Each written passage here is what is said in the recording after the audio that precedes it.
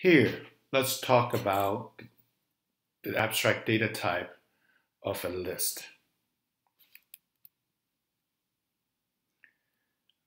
List is an abstract data type that can be built on top of a simpler data type or other abstract data types. Here, we will deal with a general list in the form of A1 all the way up to AN. We say that the size of this list is N, and we will call the special list of size 0 a null list. For any list except the null list, we say that AI plus 1 follows or it succeeds AI, for I is less than N, and that AI minus 1 precedes AI, for I is greater than 1. Here you can also see that we only give you this specification of what a list is, a general list particularly, without giving you the implementation detail. So we see that, again, there is a dichotomy between the specification and the implementation. The first element of the list is A1, and the last element is AN. The predecessor of A1 and the successor of AN is not defined because there's no element before A1 and there's no element after AN. The position of the element AI is in the list. In the list is at position I. A list of elements of type T is a finite sequence of elements of T together with the following operations. What you could do is to create a list and make it empty. You could also determine whether the list is empty or not. You could also determine whether the list is full or not, and find the size of the list. So here we have a definition or a specification of a list. You could also retrieve any entry from the list, provided that the list is not empty. You could also store a new entry, replacing the entry at any position in the list, provided that the list is not empty. Here, what we are saying is that if you do this operation, we have not specified what happened if there could be an error. If your list is empty and when you want to try to replace an entry at a particular position, your implementation needs to come back perhaps with an error. And that is an implementation detail because that error could be handled in an error code or in some other manner. So here we only specify the definition, and we have not shown you how to implement that. We could also insert a new entry into the list at any position, provided that the list is not full. You could delete an entry from the list, provided that the list is not empty. One can also clear the list to make it empty. The operation that you could perform on a list is really a set of operation. And here we can see that you could do is to do a print list. You can make a list null by clearing all the items. You can find a particular element, whether that element is in that list. You could do insert, delete, and find kth. There are many ways to implement a list. One of the ways that you could do it is to use an array. For example, you could see that a series of shoeboxes can be seen as a list. And this set of shoeboxes in a sequence, okay, in a serial manner, can represent a list. So you could store things, you could print the list, then you go from shoebox to shoebox. You can make null, which is to clear all the shoeboxes of the content. You can also find something in these shoeboxes. And you can find the kth item in the kth shoebox. But what happens to insert and delete? How much room do you need in the beginning? Should this be dynamic allocated? Because when you do insert and when you do delete, what you need to do is then you will need to actually shift those content of the shoebox to by one, or behind, or by one, move them ahead when you do a deletion. However, we could also implement this particular list abstract data type using an abstraction that is seen here. And what we have here is that instead of one single shoebox, we could actually use two shoeboxes, one that contains the content A1, A2, A3, A4, and so on and so forth. And the other shoebox will contain a pointer that points to the next one. Obviously, you could see that this implementation is different from an array implementation. The array, they're all lined up all together. They're contiguous. They're one continuous span of memory. Whereas this linked list implementation of a list can be dynamically allocated. And the shoeboxes can be anywhere inside the memory. A1 could be an address of 1,000. A2 could be at the address of 1,020. A3 could be at the address of 900, and so on and so forth. But what is nice about this implementation is that the pointer will actually point you to the next one.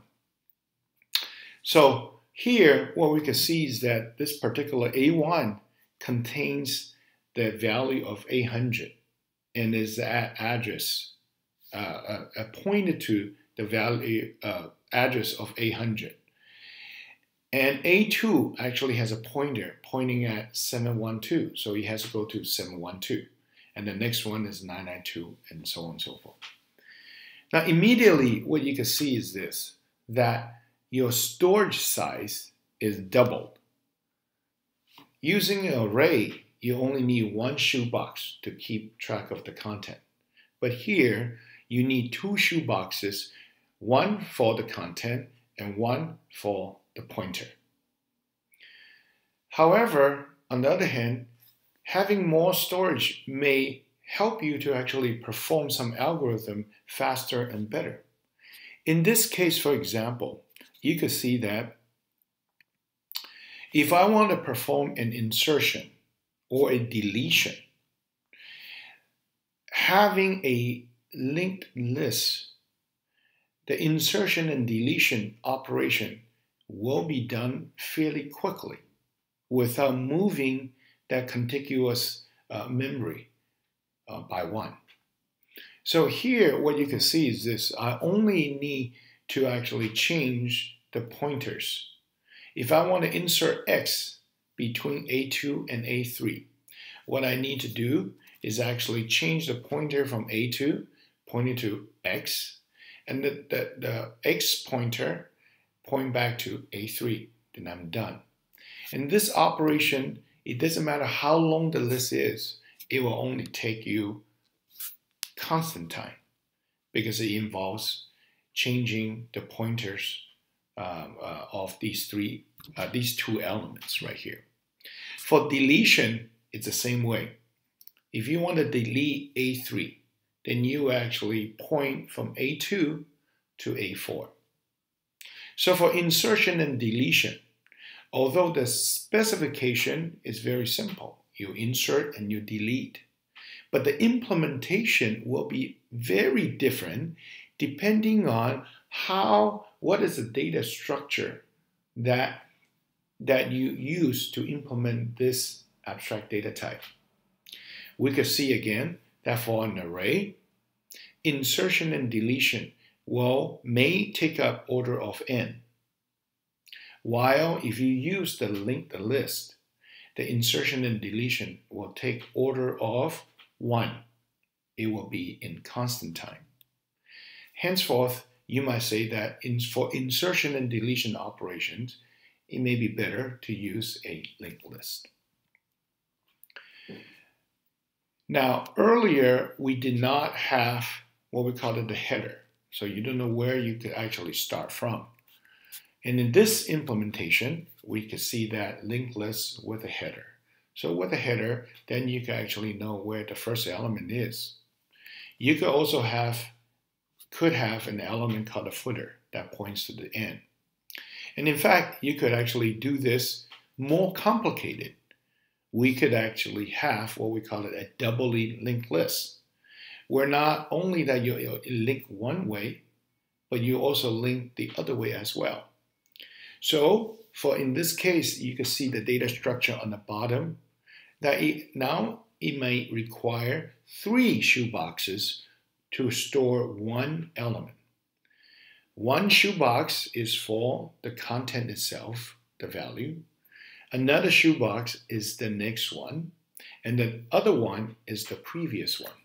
So now you can see that A1 is linked to A2, A2 is also linked back to A1, and A2 is linked back to A3. Now you might see that this tripling of the size could be very troubling. You have 3 times of the memory requirement now than from the previous one. However, you could also see that for some particular operations, this could be a very easy thing to do. For example, if I were to ask you to print things backwards, not only forward, but backwards, in this implementation, if I were to ask you starting from A5 and print things backwards, now doubly linked list will be very, very ideal because all I have to do is follow the link from A5 to A4 to A3, A2, and A1. But if I had only a linked list, then I might have to do something. My algorithm will be different for me to print this. I might have to use a storage of another data structure to store these things, intermediate value, or how do you do backtrack and so on and so forth to do this. On the other hand, array could be also easy, but then array may not be easy for insert or delete. While doubly linked list still will take order of 1 to perform insertion and deletion. Here, we make this even a little more complex. So earlier, we have just what we call a double linked list. But we could also have what we call a circular double linked list. Okay? So here, a typical things that we may do is to have this thing wrap around. Some of the graphic application, for example, when you go extend an object beyond the screen size, it actually comes back around. What can we use this linked list for? For example, we could represent a polynomial ADT. So when you have, for example, a p of x is equal to 4x to the cube plus 2x squared plus 5x plus 1. And I want to actually add 2 polynomials, or I want to do subtraction, multiplication, differentiation. Can an array data structure be used effectively? Well, it turns out that you can. But you might, for an array data structure, to keep a polynomial, then you will actually need to know what is the largest possible degree. And then you need to actually keep track of many degrees if you don't have those degrees, right? So, for example, what if I only have 4x cubed plus 1? For array implementation, you might still have to keep track of the degree of 3, of 2, and 1, and 0. But you can see that from this linked list implementation, if I don't have a number of degrees, all I need to do is only keep track of those polynomials having degrees. So here I would say, P1, it will be 10 is the coefficient, and maybe 1,000 is the x raised to 1,000 right here. Okay, so here you can see that although my actual storage per cell has doubled or tripled, okay, however, my saving is that I don't need to represent all the coefficient that does not have a degree. So the storage space, you could also analyze that and come out with a value. And you can see that perhaps this form could be much easier to implement. On the other hand, when you do multiplication, addition, and so on and so forth, you may see that linked lists will be more difficult to write algorithm for that. So the question when I ask you is which one is better? And your answer should be, yes, it should be, it depends. It depends on what type of input that you have. Then you could actually write the algorithm for that particular data structure. Here's another example. The problem is that COHK has about 12,000 students many years ago and has 1,000 courses. And there are two types of reports we want to generate. One is the registration for each class, and another is the classes that each student is registered for. Here is a structure that we could actually do both. You can see that for the roles, these are actually classes. So for class C1, you could actually find out how many students. You could follow the link and list out all the students. For each student, S1, S2, S3, and so on and so forth, you could also follow what type of courses each student would take. In this example, student 1, S1, is taking C1 and also C3, while student 4, S4, is taking C1, C3, and C4. So, circular lists save space, but not necessarily time. Then, this can be used when there are fewer courses per student, because you don't need to allocate all the spaces for that. And you could also use it when you have few students per course.